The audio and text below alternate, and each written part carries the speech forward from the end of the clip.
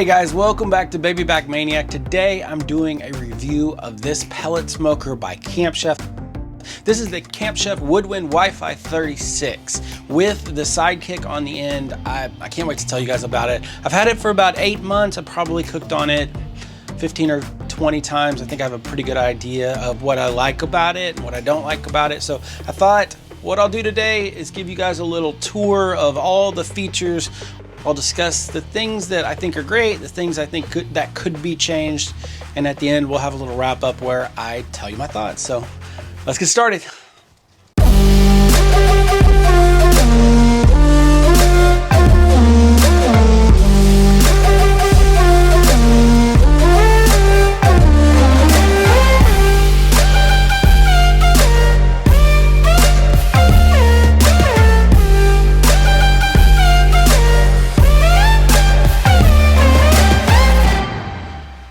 So here we are. Before I forget, thanks to Camp Chef for sending me this cooker. However, they are not sponsoring this video, but if you are interested in more information, I'll have affiliate links below you can check out. This is the 36-inch. I will say this, it is a good pellet smoker, but there are two things about it that I'll get to at the end that make it what I think is a special pellet smoker, something where it kind of claws its way into your heart and you're stuck with it because it does some things that are just great that other pellet grills don't do. I'll get to that at the end. I'm going to start with the more obvious stuff. We have better than average quality, but probably still more on the average side when it comes to materials. It is nice that this is stainless steel. Nice big beefy handles, easy to grab. I dig that. Now over here we have our controller. Guys, real quick, I wanted to show you how easy this controller is to operate. I mean, all pellet grills, that's the name of the game. They're super easy to operate. They work kind of like an oven. Basically, one of the things I like about this one is it has a big, bright, easy to read display. You can read it real easy at daytime or nighttime, but it's a very simple design. You have one wheel and you click it. So if you want to change your temp, you click here. Our current set temp is 250 degrees. If I want to change that to 225, I just scroll down and click it again, and now it will go to 225 degrees. We can monitor our meat temperatures with these probe ports. This is where the temperatures will read out on each of the different probes. I'll talk about that in a second. And then if you want, you can change your smoke setting as well. So again, click here, scroll down, set your smoke level. This is warning me that if I increase the amount of smoke, I will increase the amount of temperature fluctuation. So now I'm at a smoke level of 9, which means I will get a lot more smoke out of this than I will if I just set it 1. Now, truthfully, I don't know that I've noticed a big difference in flavor, but it is kind of fun to have that amount of control. So super easy. If you want to go back to change it to 250 degrees, just go into set temp, scroll up to 250, or you could go all the way up to high. It looks like 450 is where it tops out. So and beyond that is just high. It just runs constantly. Now it'll run all the time. That's what theoretically you would use for searing. Though we'll talk about this in a minute. I don't think this main chamber is a very good place for searing, but yeah, super easy to control. And if you ever want to shut it down, just go to shut down, click shut down, confirm.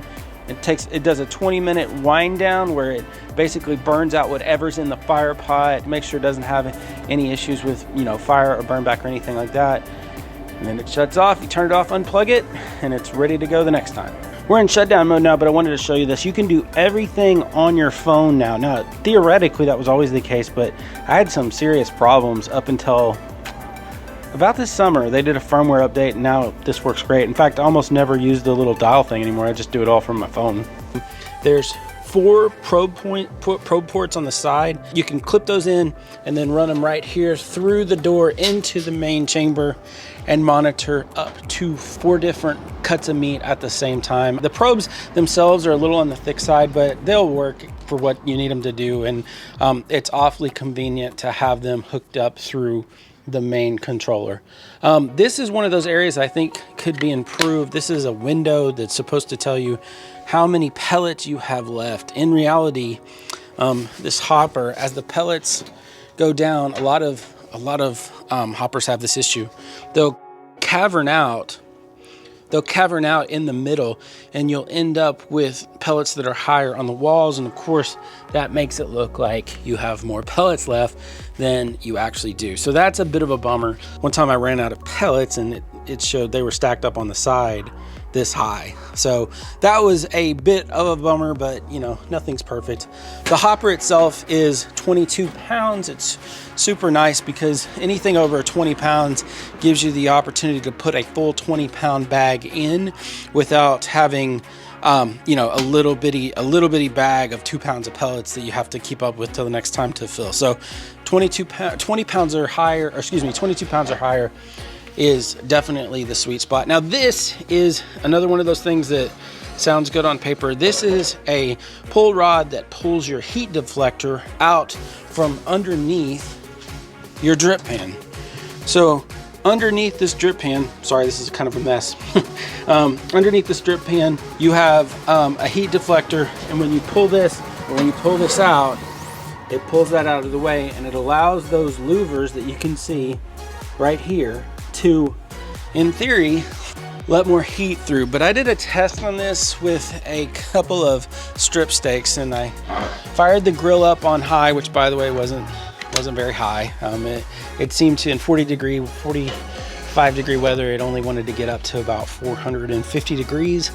But that's neither here nor there. But I did a side-by-side comparison, 2 minutes per side, flip 2 minutes, flip 2 minutes, flip 2 minutes, once with the heat deflector in place. And when I was done, it looked like the steak had been baked in the oven.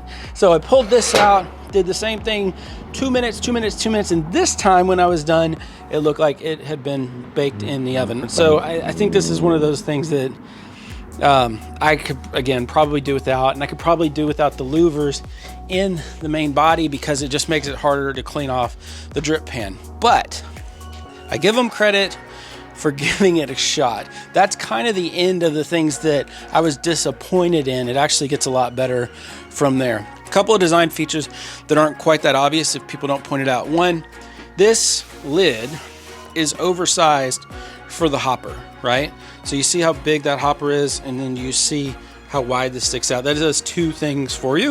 It gives you an extra wide space to put stuff, and in addition, it protects your hopper from rain, because if hoppers get rained in, these pellets will melt, and then as they dry out, they become a sort of, we'll call it concrete. So keeping them dry is really important, and having a place to put stuff is super duper nice. Another thing that's nice about this is your handle, but it also works as a place to wrap your cord.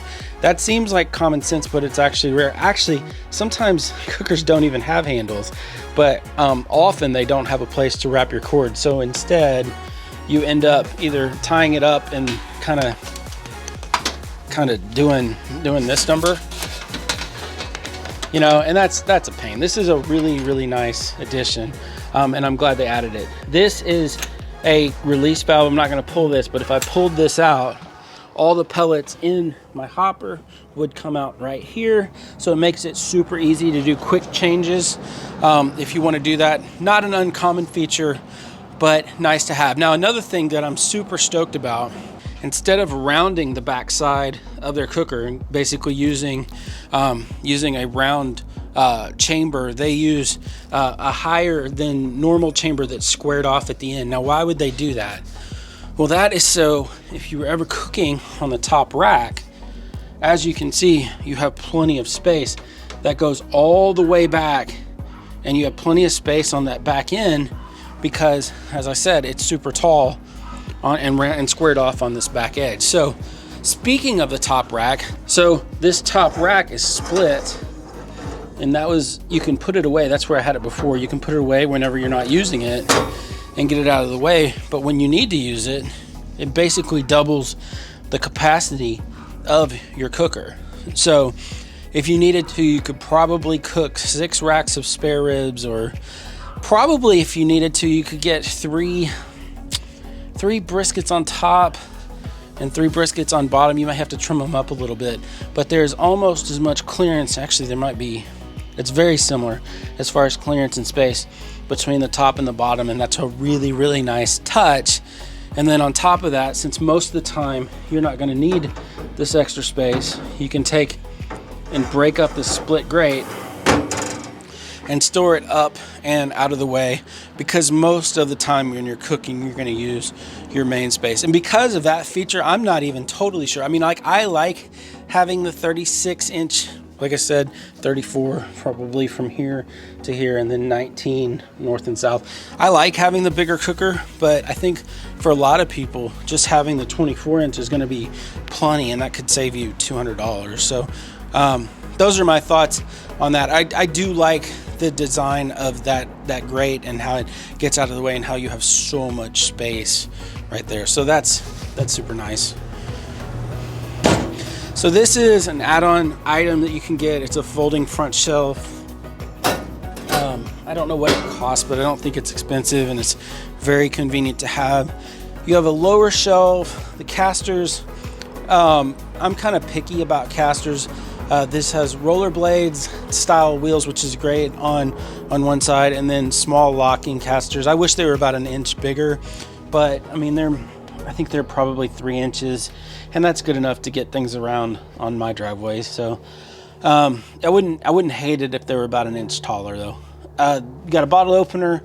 Whenever you have bottles you need to open, you can look no further than your pellet grill. There's something you don't see every day. The chimney is actually on the back, as you can see. They do that because if your chimney is on the side, it actually takes up space. And even if we weren't using the sidekick, I'll get to this in a minute, the side table that comes with it is blocked. So by having the chimney on the back, even if you don't use the sidekick, you have a space here that's not blocked by the chimney or get dripped on or anything like that. So that's really nice. So I would say for the money, this, just when you talk about just the cooking chamber, it's a good smoker. It's a good, like if you want a good 36-inch smoker, better than average quality, some really nice features for the price, what they're asking, you know, this is a good value. But what really sets it over the top for me and what gave it its permanent spot on my patio were two features in particular. One is this sidekick, which is a side burner with different accessories you can use on it. I'll talk about that more in a minute. And then more importantly is right here, there's one more lever. If you pull on this, all of the ash, there's a trap door in the bottom of your fire pot, and as that moves out, all the ash falls through. And every time you cook, just by doing that, you start off with a completely new fire pot. So that means with a lot of the other manufacturers, to clean out your fire pot, you have to go through, pull out your grates, pull out your drip pan, pull out your heat deflector, and then vacuum out the fire pot. And while a lot of them say you don't have to do that every time, if you ever have an issue, they're going to tell you to do it every time, because it's really helpful when you can to start out with a fresh fire pot. And the only reason you don't is because it's hard to do. So with that trap door, you're able to do it every time in seconds. The second thing that makes this really stand out is this sidekick. This is just a propane side burner that sits on the side, and there's certain little accessories that you can get. In this case, I have 3 of them. This is the grill box. Let me show you this. So we open this up and we have a cast iron sear plate. So this is great for cooking burgers or steaks.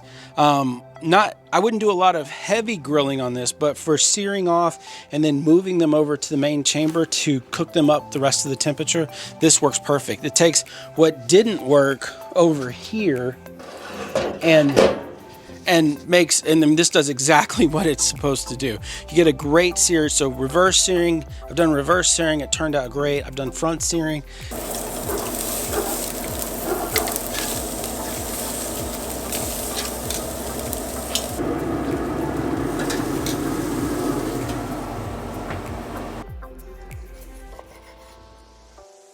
I don't know that this would replace a dedicated gas grill, just because this isn't really designed to manage a whole lot of grease, but it will certainly work for just searing and sliding over. So that's nice. Another thing that they have is a pizza oven, which my wife really, really likes. She uses all the time. It's called the Artisan Pizza Oven or something like that. That we've probably used more than anything on this smoker, and that surprised me because I didn't think we'd use it at all, but she just loves it, and if she's gonna make pizza, I'm not gonna argue. And then the last thing, it has a 14-inch griddle. I've used that for smash burgers, and I've used that for breakfast.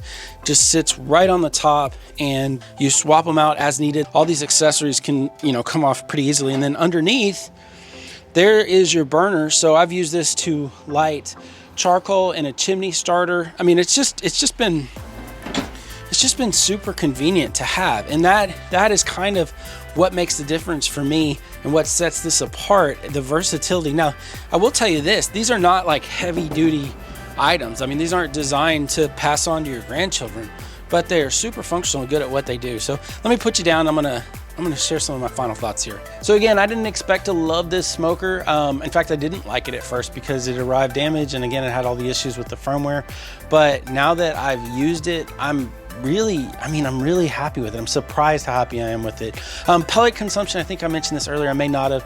I did an overnight brisket. It gets about 1 1/4 in 40-degree weather, which is nothing like Texas summer, and of course nothing like Canada winter. So a lot of you guys, this isn't going to help you, but imagine this is a ballpark. At 40-degree weather on a non-windy day, it burned about 1 1/4 pounds per hour on the brisket cook. It also got a little crispy on the bottom of the brisket. That's something to point out. Like, you may want to use the top rack if you start seeing that problem. I think that's radiant heat off the drip pan. But for me, honestly, for us, the way we cook, what we need a pellet grill to do, and it's not just a pellet grill. This replaces, kind of replaces how we use a gas grill. It kind of replaces how we used our Blackstone. Like, this would never work for like Ballistic Barbecue or Everyday Barbecue or Hungry Hussy. These guys that need big Blackstones with multiple heat zones, and they're always cooking on it. That's not us. Every now and then we have a hankering for a smash burger or bacon and eggs, and it's perfect for that. And it doesn't take up a lot of space. So like I said, kind of replaces our Blackstone, kind of replaces our gas grill. We've kind of always wanted a pizza oven, but this is fine for the way we make pizzas as a family. Whenever we're making that and doing those projects, those pizza projects, this does it. It does all those things, and on top of it, it's a nice side burner for lighting your chimney starter. So it's a good complement to my charcoal and wood smoking addiction. So yeah, it's good for us. So I don't know if it'll work for you. I'll put links below if you want to go check it out. I appreciate you guys watching this far. I hope you found this helpful and useful. If you have any questions, leave them below. Subscribe if you want to see more videos like this one where we cooked an overnight brisket in our offset smoker. This was a lot of fun. And until next time, I love you guys. Thanks for watching. I'll see you in the next one.